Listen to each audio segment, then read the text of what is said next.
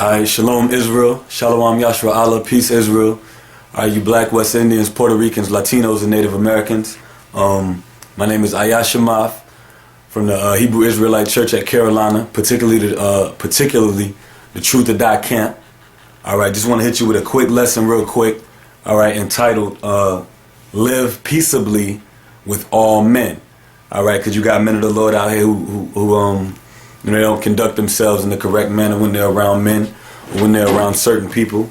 All right, they only act a certain way toward their own brothers that follow the same doctrines or whatever as them.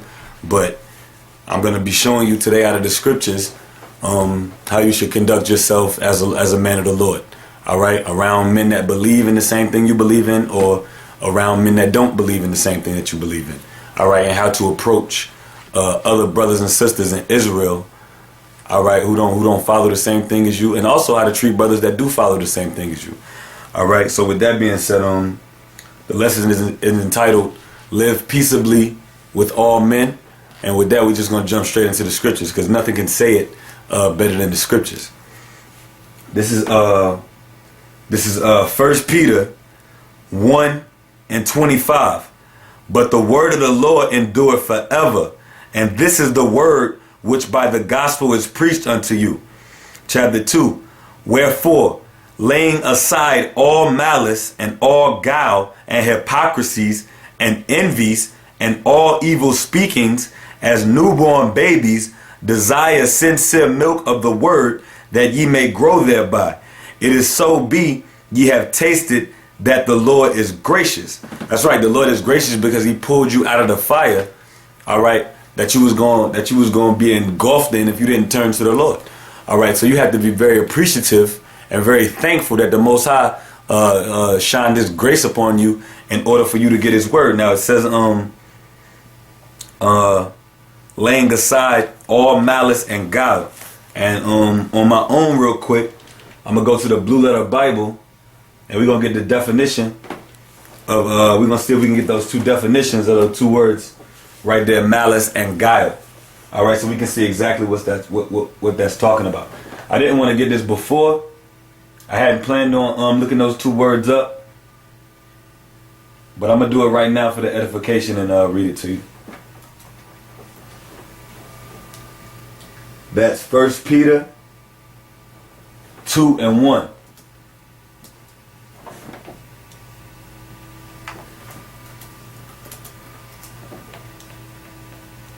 All right, it says again, wherefore laying aside all malice and all guile and hypocrisies and envies and all evil speakings. All right, so those are the things you need to be laying aside.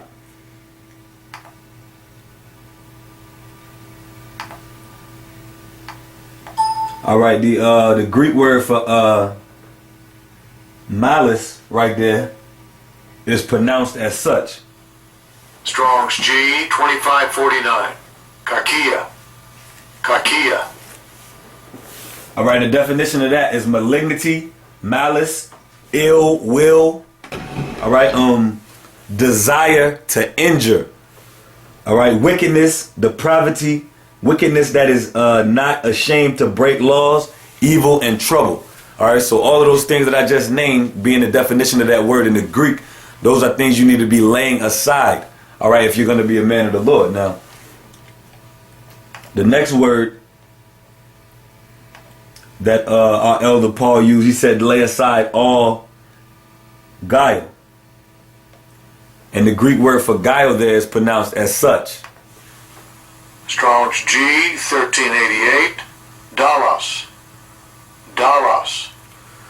All right, and the definition for that is craft, deceit, all right, guile. You got to lay those things aside. All right, the next word there was hypocrisies. Strong's G 5272. Hypocrisies. All right, and the definition of that was answer, the act of a stage player, the simulation, hypocrisy. All right, hypocrisy. Sometimes in Israel you have elders and brothers, they go out on the street or they make videos or they talk to their personal people in their life, all right, and they say and do things which blatantly they don't practice, all right. I know it's a doctrine out there where it said to not deal with black women. All right, now there's a man teaching that to leave all black women alone. In fact, he said if you have a black woman, all right, don't come to camp. Don't let me find out you messing with a black woman. But it's been reported, all right, that this same man has a black woman down south that he goes to visit, all right, and he doesn't live down south. Okay, so he's traveling hours and hours to visit a black woman, all right, and helping her move, all right, going down south to help her move and helping her do things with her personal life, all right, when he doesn't even visit, you know, brothers and sisters that live down south. All right, so that's hypocrisy. All right, that's hypocrisy.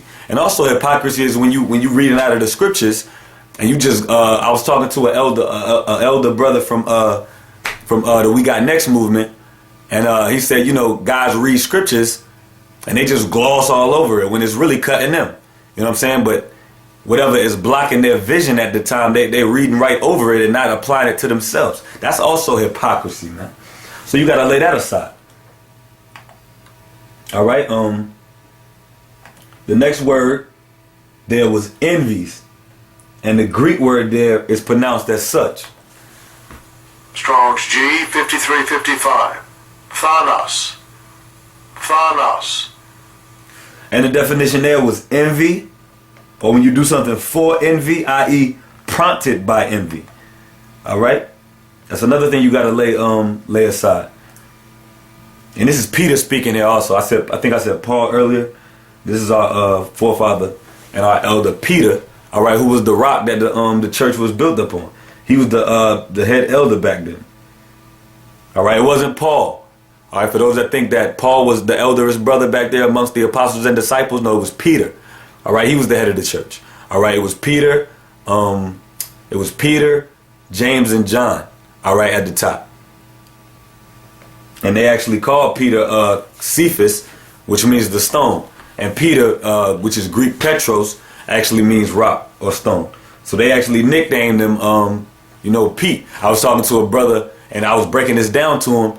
And he said, yeah, I was wondering about old Pete Rock. And I said, well, it's funny that you would call him that because that's actually, you know, what his name meant or whatever.